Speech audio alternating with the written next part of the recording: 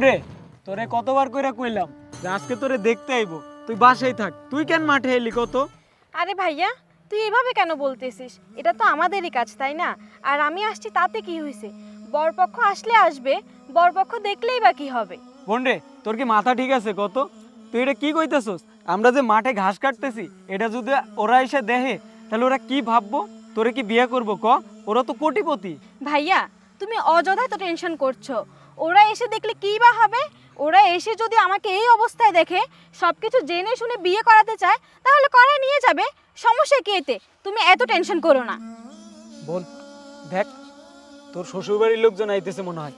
তুই এক কাজ কর, জলদি করে মুখটা ঢেকে ফেলা। আরে ভাইয়া, তুমি চুপ করো তো, তুমি এত ভয় পেতে হবে না। তুমি চুপচাপ থাকো, আমি দেখছি। আরে তোরে যা কইতেছিস সেটা শুন না আমার কথা, তাড়াতাড়ি মুখটা ঢাক না বোন। ভাইয়া, তোমাকে চুপ করতে বলেছি তো, ওরা আসুক, তুমি চুপচাপ দাঁড়িয়ে থাকো। আরে ভাইয়া দাঁড়াও দাঁড়াও। আরে এই মেয়েটা এখানে কি করে? আরে কোন মেয়েটা? আরে ভাইয়া, যাকে আমরা তোমার বিয়ের জন্য দেখতে যাইতেছি, এই মেয়েটা। আমার বিয়ের জন্য দেখতে যাইতেছস মানে? আরে তোর কি মাথা খারাপ হয়েছে? আমার বিয়ের জন্য যে মেয়ে দেখতে যাইতেছস ওইটা কি কৃষি ক্ষেত্রে থাকবে নাকি? তোর মাথা খারাপ হয়েছে, তুই মনে ভুল দেখতেছস। চল তোর সামনে চল। আরে ভাইয়া, আমি সত্যি কথাই বলতেছি। এই মেয়েকে তো আমি আর বাবা গত সপ্তাহে দেখে আসলাম, কিন্তু তখন তো দেখলাম এদের অনেক বড় বাড়ি, দালান কোঠা। কিন্তু এই মেয়ে এখন এখানে কি করে? তুই কি বলতেছস? সত্যি করে কইতেছস? দেখি হ্যাঁ না, ভাইয়া, আমি সত্যি কথাই বলতেছি। চলো। নাম তো দেখি। মা, ও কি বলতেছে? এই মেয়েটাকে নাকি আমার বিয়ের জন্য বাবা দেখছে। এই মেয়ে, এই এদিকে আসো তো। এই যে সাহেব, আপনার মন চাইলে আপনি এখানে এসে কথা বলুন। আরে বোন তুই এটা কি কইতেছিস? তুই চুপ থাক না। আরে ভাইয়া, তুমি চুপ করো, দেখবা ওনারা এখানে এসে কথা বলবে। কি হলো? এখানে আসুন। এই ফকিন্নির বাচ্চা, আমরা ওখানে যাব মানে? গরিব ছোট লোক, তোরা এখানে আয়। আমি তো বললাম, আপনাদের যদি কথা বলা এত ইম্পর্টেন্ট হয় তাহলে আপনারা এখানে এসে কথা বলুন। আমরা ওখানে যেতে পারবো না। আর যদি নাই আসতে পারেন তাহলে যে জায়গা থেকে এসেছেন ওই জায়গায় আবার ফিরে যান। দেখছো ভাইয়া, ফকিন্নির বাচ্চাদের মুখে কত বড় বড় কথা। এই চল তো দেখি, চল সামনে চল। চলো। এই ফকিন্নির বাচ্চা, তোর এত বড় সাহস কি করে হয়? তুই আমাকে গাড়ি থেকে নামিয়ে তুই তোর সামনে আসার জন্য বলছিস? এই তুই চিনিস আমি কে? তুই জানিস আমি কে? বেয়াদব! আপনার এত বড় সাহস, আপনি আমার গালে থাপ্পড় দিলেন? এই, আপনাকে চিনার কি বাকি আছে? আপনার ব্যবহারে তো বংশের পরিচয় দিয়ে দিচ্ছে। আর কি চিনবো আপনাকে আমি? এই বেয়াদব, চুপ কর তুই। কি রে বোন, তুই একটু আগে কি বললি? এই মেয়েটাকে নাকি আমার বিয়ের জন্য দেখলি? সাধারণ একটা কৃষি খামারে কাজ করে এই মেয়েটা আমার আমার বউ হবে? মা, বাবার কি মাথা খারাপ হয়ে গেছে? বাবা এরকম একটি একটি অসহায় গরিব ফ্যামিলির মেয়েকে দেখছে আমার বিয়ের জন্য। শোন, কি আর বলবো, আমার মনে হয় তোর বাবার মাথাই খারাপ হয়েছে। না হলে এই রকম একটা মেয়েকে পছন্দ করে আর এই যে একে সঙ্গে নিয়ে গেছিল। এই কার বিল্ডিং দেখাইছিল রে? আমার মনে হয় কি, শোন, ওরা যেই বাড়িতে কাজ করে ঠিক সেই বাড়ির বিল্ডিং দেখায় তোর বাবার এই মাথাটা ঘুরাই দিছে। তোর বাবা ভাবছে ওই বাড়িরই মেয়ে হতে পারে। আরে মা চুপ করো তো। বাবা কি জানতো নাকি যে ওরা এত ছোট লোক? গরিব ছোট লোক? এই যে ভদ্রলোক, মুখ সামলে কথা বলুন। আর একবার যদি আপনি আমাকে ছোট লোক বলেছেন না, তাহলে আপনার খবর করে ছাড়বো। আপনি চিনেন আমি কে? এই তুই কে মানে?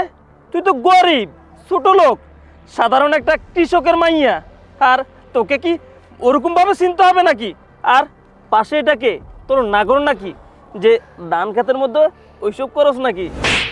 বেয়াদব, এতক্ষণ ধরে আমি বলতেছি তুই তোর জবান সামলে রাখবি, না হলে আমার এই হাত উঠতে একবারও বাঁধবে না। কিন্তু তুই আমার কোনো কথা শুনিসনি। একটু আগে তুই কি যেন বললি? ও আমার নাগর, তাই না? দিন দুপুরে আমরা ধান খেতে নোংরামি করতে এসেছি? আরে নোংরা তো তোরা, তোদের মন মানসিকতা নোংরা। শোন, ও আমার ভাই হয়। ভাইয়া, মুখ খোলো। আর তোমাকে মুখ বেঁধে থাকতে হবে না। তুমি একটু আগে কি যেন ভয় পাচ্ছিলে? ওরা আমাকে দেখে বিয়ে করবে না, ধান খেতে আমরা কাজ করি বলে, ঘাস কাটতেছি বলে। আরে তুমি এখন নিজের চোখে দেখো ওদের মন মানসিকতা কতটা নিচু, কতটা ছোট লোক ওরা। শোনো ভাইয়া, টাকা পয়সা থাকলেই মানুষ হওয়া যায় না। মানুষ হওয়ার জন্য একটা মনুষ্যত্ববোধ থাকতে হয়।